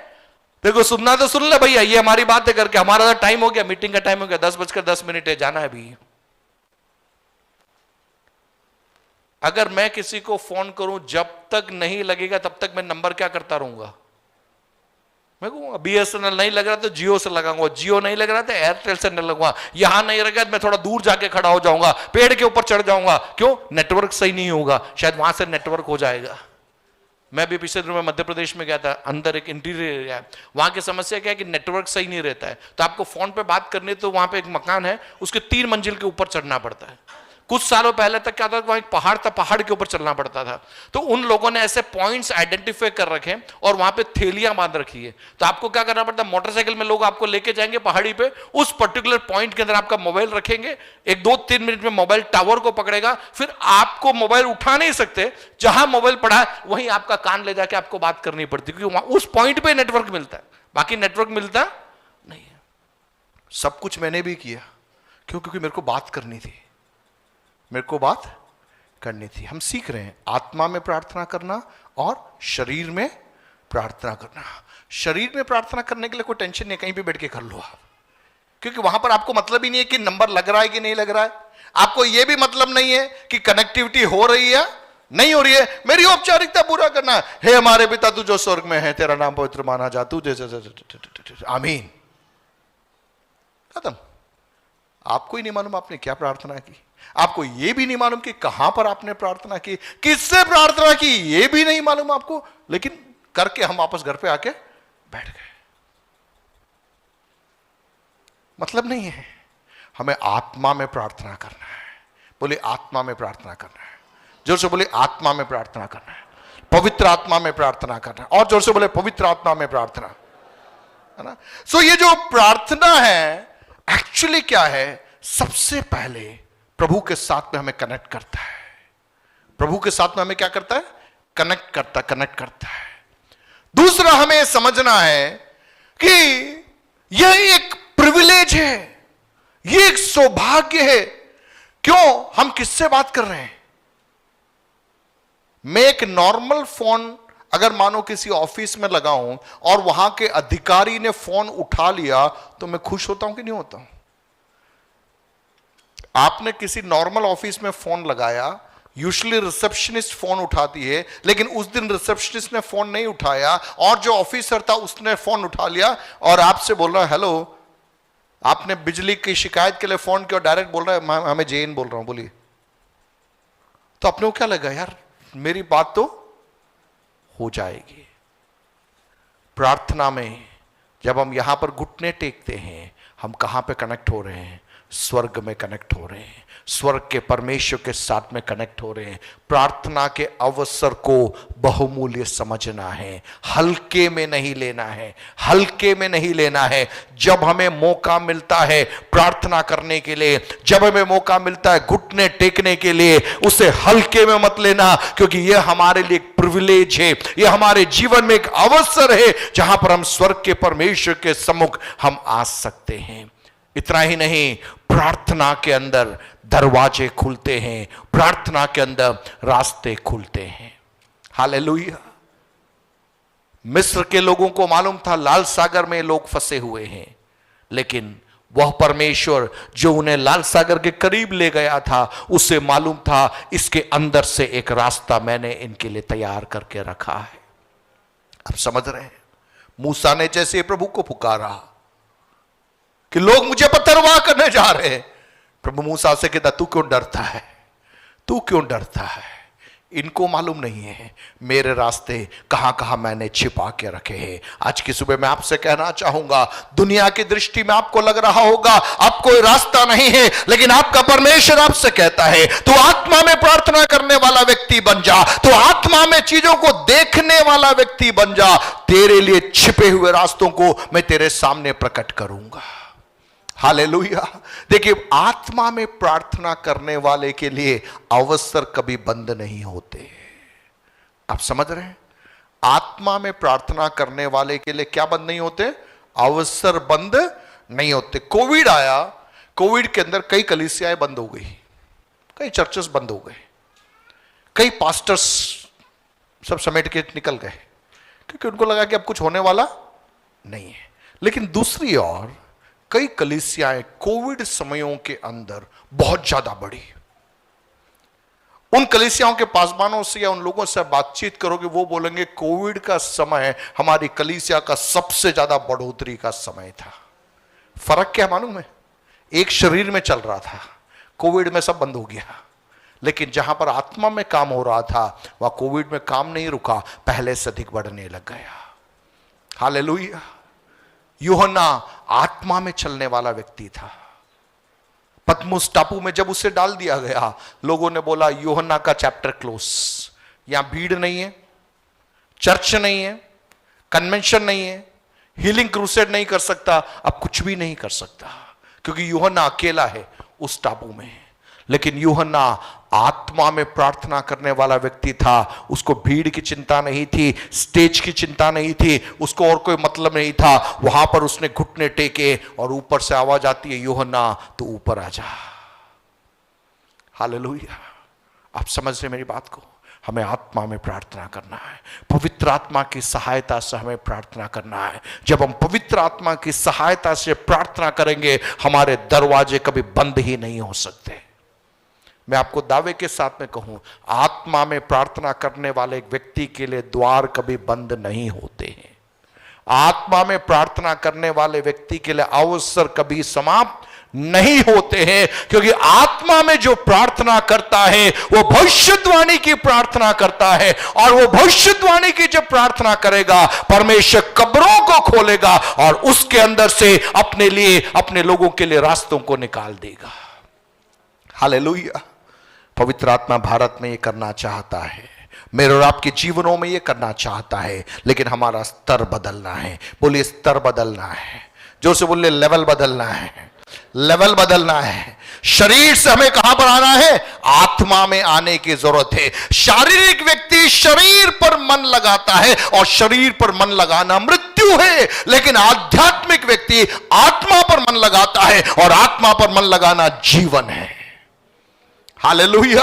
शारीरिक व्यक्ति की शिकायतें, शिकायतें रोटी, कपड़ा और मकान। शारीरिक व्यक्ति से आप बात करोगे, वो दुनिया की बातें करेगा, दुनिया की समस्या की बातें करेगा, यह समस्या, वो समस्या, पेट दर्द, यही शारीरिक व्यक्ति बोलेगा। लेकिन आत्मिक व्यक्ति से आप बात करोगे, आत्मिक व्यक्ति वचन की बातें करेगा, वचन के बारे में आपसे पूछताछ करेगा, वचन के भेदों को बताएगा और कहेगा कि मेरे लिए दरवाजा बंद नहीं है। हालेलुया। आप समझ रहे हैं, पूरी दुनिया के लिए दरवाजे बंद हो सकते हैं, लेकिन आत्मा में चलने वाले व्यक्ति के लिए दरवाजा बंद नहीं होगा। वो बंद नहीं होगा। मैं दावे के साथ में को नहीं होगा, क्योंकि मेरा परमेश्वर लाजर को मृतकों में से बाहर निकालने वाला परमेश्वर है। हालेलुया। मृत्यु को परास्त करके जी उठा हुआ परमेश्वर यदि मेरे और आपके जीवन के अंदर है, मैं वापस आपको कहना चाहूंगा, आपके जीवन के अंदर कोई भी दरवाजा बंद नहीं हो सकता, चाहे कितना भी विलंब क्यों न हो जाए। हमें आत्मा में जुड़ना है, हमें आत्मिक लेवल के अंदर वापस आना है। परमेश्वर के रास्तों को खुलते हुए मैं और आप देखने पाएंगे। हालेलुया। अपहिल शरीर की प्रार्थना, डाउनहिल आत्मा की प्रार्थना। शरीर की प्रार्थना में आपको मशक्कत करनी पड़ती है, क्योंकि ये शरीर की जो चीजें हैं, ये जो चिंताएं हैं, ये आपके दिमाग में हावी हो जाती है। क्योंकि शारीरिक व्यक्ति किस पर मन लगा रहा है? वो शरीर पर मन लगा रहा है। तो जब वो शरीर पर मन लगाएगा तो उसकी प्रेयर लिस्ट के अंदर क्या होगा? कल के खाने का क्या होगा? मेरे बच्चों की फीस कहां से आएगी? मेरे बच्चों की शादी कहां से होगी? मेरी नौकरी का क्या होगा? उसका पूरा प्रेयर लिस्ट वही है। उसका पूरा प्रेयर लिस्ट वही है।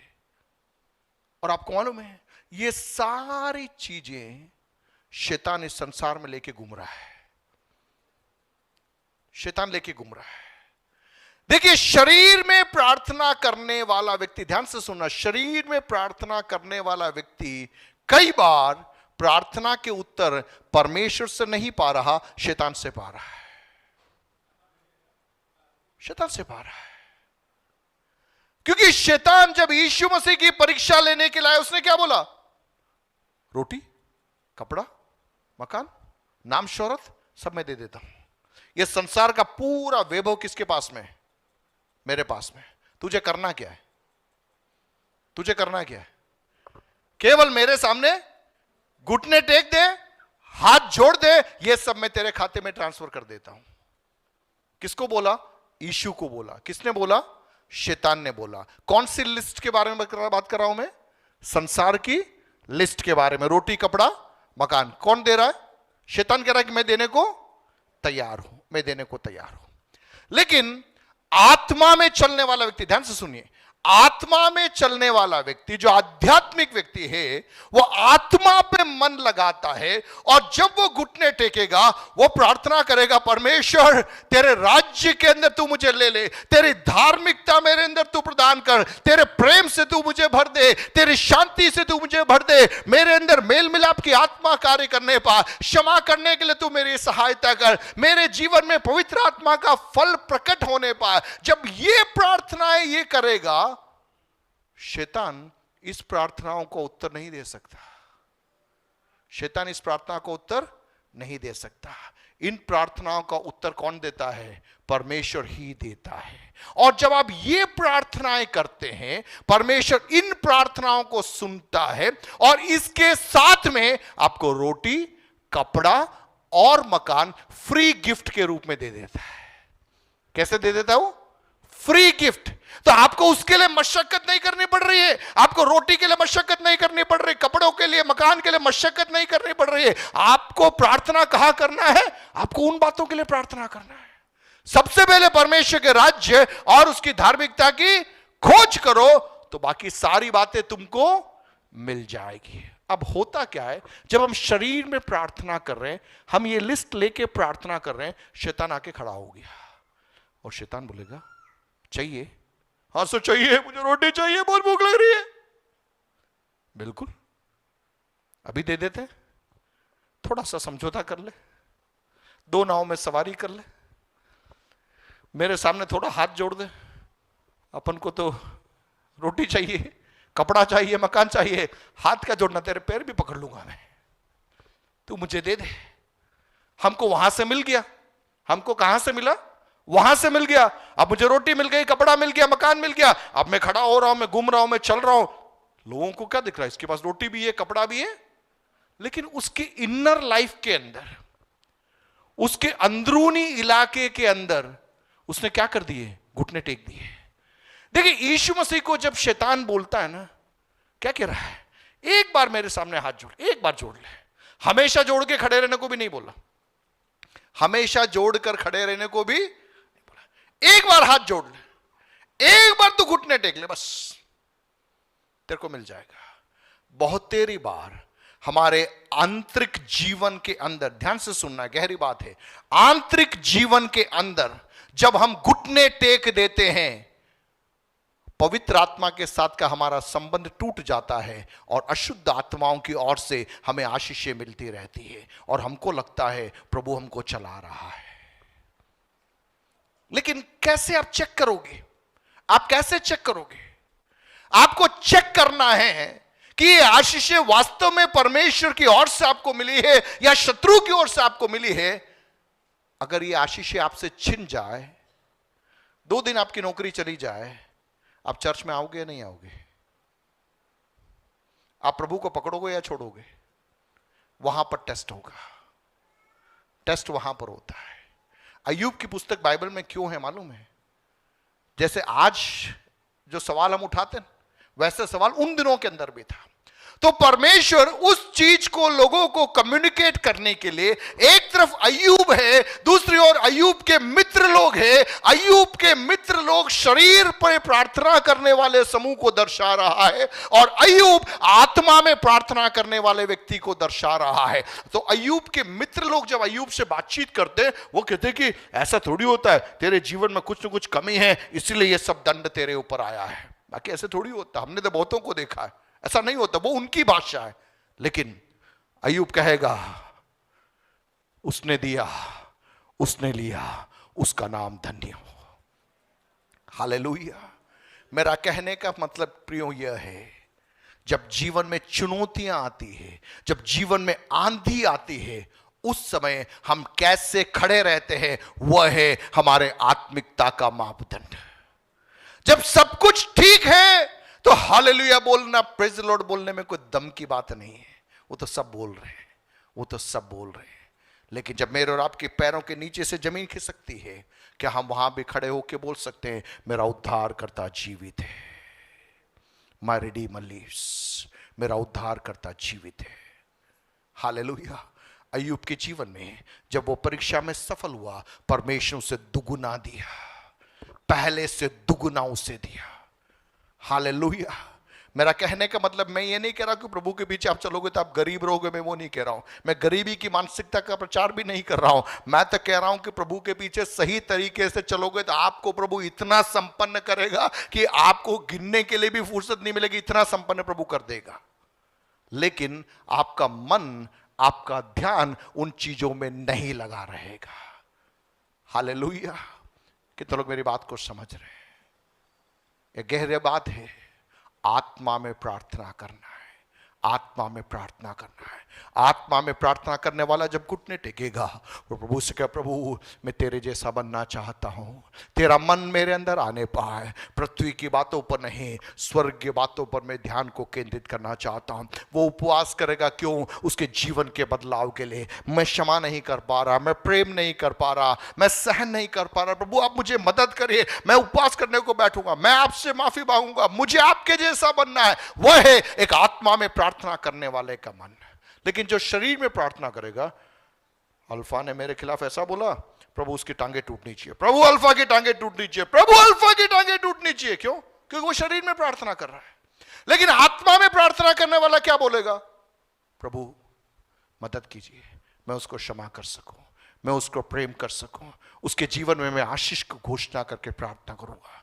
दोनों में फर्क है, दोनों में फर्क है। ध्यान देना, कई बार शरीर की प्रार्थनाएं बहुत खतरनाक हो जाती है, बहुत खतरनाक हो जाती है, क्योंकि वहां पर अशुद्ध आत्माएं कनेक्ट हो जाती है और वो आपके साथ में चलती है। आप कलीसिया में आ रहे हैं, सब कुछ कर रहे हैं, लेकिन आपको भी नहीं मालूम कि आपकी प्रार्थनाएं हैं वो पवित्र आत्मा की ओर से नहीं, लेकिन अशुद्ध आत्माओं के द्वारा वो ऑपरेट हो रही है। ऐसा नहीं होना है। कितने लोगों को मेरी बात समझ में आ रही है जो मैं कहना चाह रहा हूं? इसका मतलब कदापि मैं ये नहीं कह रहा हूं कि आपको रोटी कपड़ा मकान के लिए प्रार्थना नहीं करना है। डेफिनेटली हमें प्रार्थना करना है, लेकिन हमारी प्राथमिकता वो नहीं है। हमारी प्राथमिकता वो नहीं है। बोले हमारी प्राथमिकता वो नहीं है। जोर से बोले हमारी प्राथमिकता वो नहीं है। जब एक विश्वास के लेवल में थे, भीड़ में थे, तो वहां पे रोटी कपड़ा मकान थी प्राथमिकता, लेकिन पवित्र स्थान में जब हम आए तो वहां पर हमारी प्राथमिकता में शिफ्ट आना चालू हो गया, क्योंकि वहां पर भेंट की रोटियां रखी हुई है और उन रोटियों के अंदर से ये लोग खा सकते हैं। लेकिन जब अति पवित्र स्थान में आप जा रहे हो, वहां पर रोटी कपड़ा मकान नहीं है चिंता, वहां पर जीवन और मृत्यु है चिंता। हालेलुया। वहां पर आपका विचार अलग है, वहां पर आपका विषय अलग है, विषय अलग है।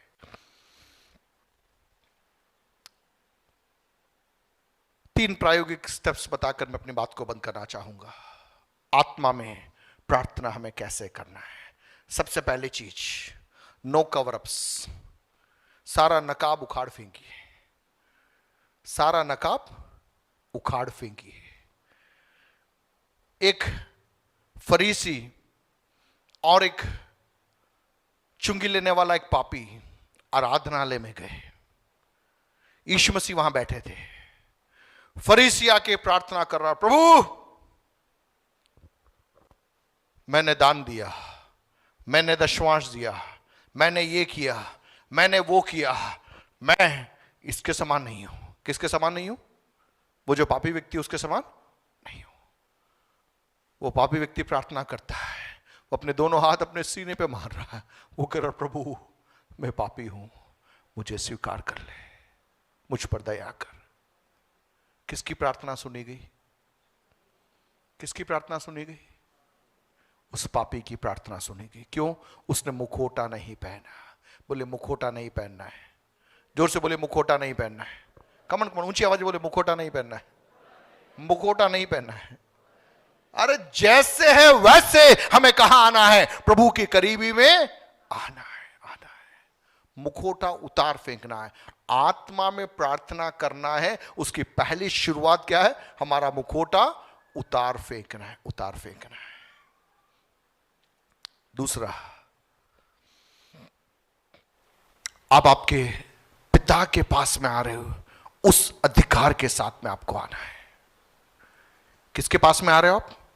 आपके पिता के पास में आ रहे हो। जैसे मैं अक्सर कहता हूं, एक बच्चा, मेरी दो बेटियां हैं, वो मेरे पास में आए और मुझसे बोले, पास्टर संतोष आप पवित्र हो, आप महान हो, आपके जैसा और कोई नहीं, सब नामों में श्रेष्ठ आप ही का नाम है, मुझे एक कॉपी खरीद के आप दे सकते हो क्या? अगर मेरी बेटी मुझसे ऐसा बोले तो मैं क्या बोलूंगा उसको? एक थप्पड़ मारने की इच्छा होगी मेरे को। यार मेरे को चने के झाड़ पे चढ़ा, तेरे कॉपी चाहिए तो सीधे आके बोले बाबा मुझे कॉपी चाहिए। एक लाइन में खत्म हो जाती बात। जो बात एक लाइन में खत्म हो सकती थी, उसके आगे पीछे एडजेक्टिव्स लगा के उस एडजेक्टिव्स में इतना उलझा दिया कि विषय तो कहीं गायब हो गया। कई बार मेरी और आपकी प्रार्थना भी कुछ ऐसी हो जाती है, हम सारे विशेषण लगा देते परमेश्वर के लिए। प्रभु तू पवित्र है, तू अति पवित्र है, तू ऐसा है, तू वैसा है। प्रभु को हम याद दिलाते हैं, प्रभु तू ऐसा है, प्रभु तू वैसा है, तू सब कुछ कर सकता है, ये करता। प्रभु कह रहा है ये सब बंद कर यार, तू काम मुद्दे पे आई हूं। प्रभु कह रहा टाइम नहीं है यार, इतनी सारी भीड़ है, सबको उत्तर देना है। अगर सबके एडजेक्टिव सुनूंगा तो मेरे को टाइम ही नहीं मिलेगा। तू तो सीधे पॉइंट बता, करना क्या है? गाड़ी चाहिए, बंगला चाहिए, ये चाहिए, नौकरी चाहिए, क्षमा करना है। अब लिस्ट भी जब आएगी ना, प्रभु देखेगा यार ये गाड़ी वाली लिस्ट तो बहुत सारी है यार, सुबह से शाम तक हर व्यक्ति गाड़ी गाड़ी गाड़ी ही कर रहा है, मोबाइल ही कर रहा है, बंगला कर रहा है, ये कर रहा है, वो कर रहा है। लेकिन उसके बीच में एक लिस्ट आई, प्रभु मैं क्षमा करना चाहता हूं। प्रभु कहेगा यार ये लिस्ट तगड़ी है यार। दूतों को बोलेगा यार पहले इसको सैंक्शन करो, पहले इसको क्या करो, सैंक्शन करो। आप समझ रहे हैं मेरी बात को? आप समझ रहे हैं? एस्तर करके एक बहन के बारे में हम बाइबल में देखते हैं, जिसको राजा के सामने प्रस्तुत करने के लिए उसको तैयार किया गया, और तैयार करने की जिम्मेदारी हेगे नाम के खोजे को दी गई, और उस हेगे ने एस्तर को तैयार किया। और उस समय की मान्यता के आधार पर एस्तर जो चाहिए वो हेगे से मांग सकती थी जब वो राजा के पास में जाती है। लेकिन वहां पे लिखा है एस्तर ने कुछ भी नहीं मांगा। जो हेगे ने दिया, जो हेगे ने कहा, उसने उसको पर्याप्त समझा। कितने लोग समझ पा रहे हैं? आपके पिता के पास में जब आप आते हैं, आपको मालूम है आपका पिता जो आपको देगा वो पर्याप्त होगा, वो पर्याप्त होगा। हालेलुया। वहां पर जब हम आएंगे, हमें ज्यादा नकाब ओढ़ने की जरूरत नहीं है, ज्यादा एडजेक्टिव्स की जरूरत नहीं है। आप उस कॉन्फिडेंस के साथ में आइए, मेरे पिता के पास में आ रहा हूं। पहले चीज, नकाब बिना ओढ़े आइए। दूसरा, आप हिम्मत के साथ में आइए, अनुग्रह के सिंहासन के पास में हियाव के साथ में आइए, कॉन्फिडेंस के साथ में आइए। तीसरा, परमेश्वर के वचन के वायदों की घोषणा कीजिए। आपको क्या याद दिलाना है? आपको परमेश्वर के वचन के वायदे याद दिलाने। आप समझ रहे हैं? आपकी जरूरतें नहीं, आपकी जरूरतें नहीं, परमेश्वर के वचन के वायदे। परमेश्वर आपके वचन के अंदर यह लिखा है, इस आशीष को मैं पकड़ना चाहता हूं। हालेलुया। आत्मा में प्रार्थना करने की बात मैं कर रहा हूं। कितने लोग मेरे साथ में हैं? शरीर में प्रार्थना करना एक अलग मसला है, आत्मा में प्रार्थना करना अलग मसला है। 3 बातें आत्मा में प्रार्थना करने के लिए: अपना नकाब उतार फेंकिए। दूसरा, कॉन्फिडेंस के साथ में, हियाव के साथ में अपने पिता के पास में आइए। तीसरी बात, बाइबल की आयतों को लीजिए, वचनों को लीजिए, प्रतिज्ञाओं को लीजिए, और उन प्रतिज्ञाओं को परमेश्वर को याद दिलाइए। हालेलुया। जब आप ऐसे प्रार्थना करने लगेंगे, मैं आपको दावे के साथ में कहूं, आपका आत्मिक जीवन एक अगले स्तर में पहुंच जाएगा, अगले स्तर में पहुंच जाएगा। दुनिया की कोई ताकत आपको रोक नहीं पाएगी, कोई ताकत आपको रोक नहीं पाएगी, कोई व्यक्ति आपको रोक नहीं पाएगा, कोई परिस्थिति आपको रोक नहीं पाएगी, लहरें आपको डुबा नहीं पाएगी, आग आपको जला नहीं पाएगी। तू आग में से होकर निकलेगा लेकिन वो तुझे जला नहीं पाएगी। तू जल में से होकर जाएगा, जल तुझे डुबा नहीं पाएगा, क्योंकि तू आत्मा में चल रहा है, एक अलग डायनामिक्स के अंदर तू चल रहा है। कितने लोग तैयार है प्रार्थना करने के लिए? शरीर की प्रार्थना नहीं, आत्मा की प्रार्थना। कौन सी प्रार्थना? आत्मा में प्रार्थना। जोर से बोलिए, आत्मा में प्रार्थना। आत्मा में प्रार्थना। नाटक करने की जरूरत नहीं है, अभिनय करने की जरूरत नहीं है। आप जैसे हैं वैसे, जहां हैं वहां से, आपको जो भाषा आती है उस भाषा में आप उसको अब्बा पिता करके पुकार सकते हैं, और वचन के आधार पर आप प्रार्थना करने लग जाए। हालेलुया। आज से एक नई आदत बनाइए, बाइबल पढ़िए, प्रार्थना करिए, बाइबल पढ़िए, वचन पढ़िए, उन वचनों को लेकर आप प्रार्थना करिए। आपका प्रार्थना जीवन बदल जाएगा। फिर प्रार्थना जीवन बोरिंग नहीं होगा, फिर प्रार्थना जीवन के अंदर आपको टाइम कम पड़ने लग जाएगा। अक्सर अपन सोचते नहीं यार, आधा घंटा में कैसे प्रार्थना करूं, 1 घंटा में कैसे समय निकालूंगा। आप बाइबल पढ़कर प्रार्थना करना आरंभ करो, सुबह की शाम कब हो जाएगी मालूम नहीं पड़ेगा। हालेलुया। आत्मा में जो प्रार्थना करता है उसको परमेश्वर स्वयं विषय देता है। आप समझ रहे हैं? जो आत्मा में प्रार्थना करता है उसको कौन विषय देगा? परमेश्वर विषय देगा। व्यक्तियों के नाम परमेश्वर बताएगा, परिस्थितियों को परमेश्वर बताएगा, राज्यों के बारे में प्रभु बोलेगा। आप डूंगरपुर में बैठे होगे, परमेश्वर किसी देश का नाम आपको दे देगा, आपके अंदर एक बोझ आ जाएगा और आप उसके लिए प्रार्थना करने लग जाओगे। कितने लोग तैयार है प्रार्थना करने को? कितने लोग तैयार है अपना जीवन प्रभु के हाथों में सौंपने के लिए? आत्मा में प्रार्थना करने वाली एक पीढ़ी डूंगरपुर से खड़ी होनी है। आंखों को बंद करें, मिलकर हम प्रार्थना करेंगे। आत्मा में प्रार्थना करने वाली एक पीढ़ी, a generation that will pray in spirit। हमारी प्रार्थना का स्तर प्रभु बदलना चाहता है, हमारी प्रार्थना के अंदाजे को प्रभु बदलना चाहता है। जीसस, आत्मा में प्रार्थना करने वाला परमेश्वर से बातचीत करेगा, भेद की बातों को, गूढ़ बातों को वो परमेश्वर से बातचीत करेगा, मुलाकातें वहां पर होगी। जीसस प्रार्थना के क्षेत्र में एक बड़ी आजादी को पवित्र आत्मा प्रदान करना चाहता है।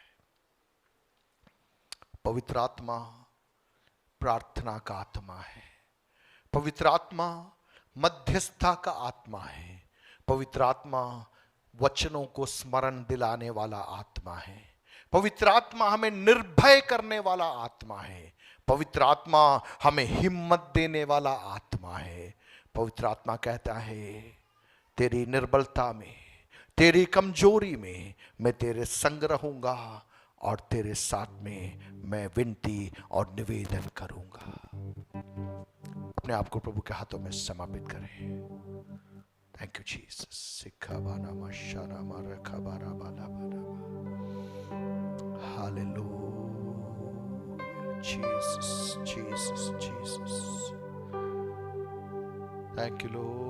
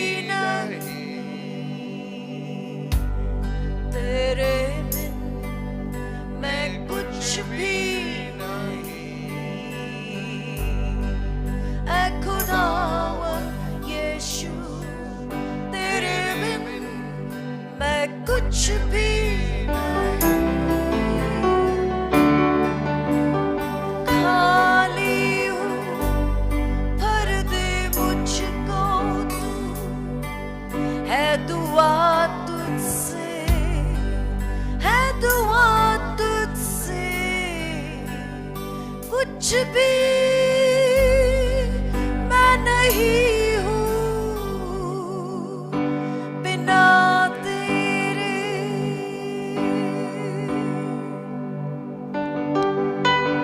खाली हूँ भर दे मुझको, है दुआ तुझसे, है दुआ तुझसे, कुछ भी मैं नहीं हूँ बिना तेरे, तेरे बिन मैं कुछ भी नहीं, तेरे बिन मैं कुछ भी नहीं। ऐ खुदावन यीशु तेरे बिन मैं कुछ भी नहीं। धन्यवाद धन्यवाद धन्यवाद धन्यवाद। Hallelujah hallelujah. स्तुतियो परमेश्वर पिता, तेरे नाम के धन्यवाद करते। प्रेम करने वाले स्वर्गीय पिता, आज का दिन के लिए हम धन्यवाद करते प्रभु जी। आज प्रभुवार का दिन, पुनरुत्थान का दिन, पुनरुत्थान की सामर्थ्य की आराधना करने के लिए इकट्ठा किया हुआ है। आए हुए तमाम भाई बहन बच्चे परिवारों के लिए धन्यवाद करते। हर एक को आशीष दे खुदावंदा। तो ने गीत गाने में आराधना की सहायता की, अच्छे वचन दिया, हम धन्यवाद करते। वचन सुनकर ग्रहण करते जीने के लिए हर एक को सहायता करे।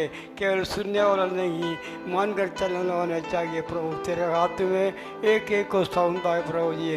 और सबके साथ रहने पाए, पूरे हफ्ता जीने के लिए मदद कराने वाले दिनों में तेरे आशीष में लेने पाए प्रभु जी। तो सही तो अपने अपना घर जाकर, अपने गाँव में जाकर तेरी गवाह होने के लिए तो मदद कर, सहायता की सगाओंगी। आराधना के लिए धन्यवाद करते। हर जगह पर तेरी आत्मा कार्य करने पाए प्रभु। तेरे तमाम सेवकों के लिए धन्यवाद करते। सहायता करे और राज्य के लिए, राष्ट्र के लिए, हम सबों के लिए धन्यवाद करते। तेरे उपकारों के लिए धन्यवाद प्रभु जी। तेरे हाथ में हर एक को सौंपा है। धन्यवाद। प्रार्थना सुन लिया, यीशु का नाम से मांगता हूँ, आमीन। अब इस अनुग्रह पिता परमेश्वर का प्रेम, आत्मा का संग विश्वागिता तमाम पवित्र विश्वासियों के साथ यीशु के दूसरे आगमन तक हमेशा होती रही, आमीन। बोलो प्रभु यीशु मसीह की जय। चंगा करने वाला यीशु मसीह की जय। शीघ्र आने वाला यीशु मसीह की जय। प्रभु सबको सहायता करे।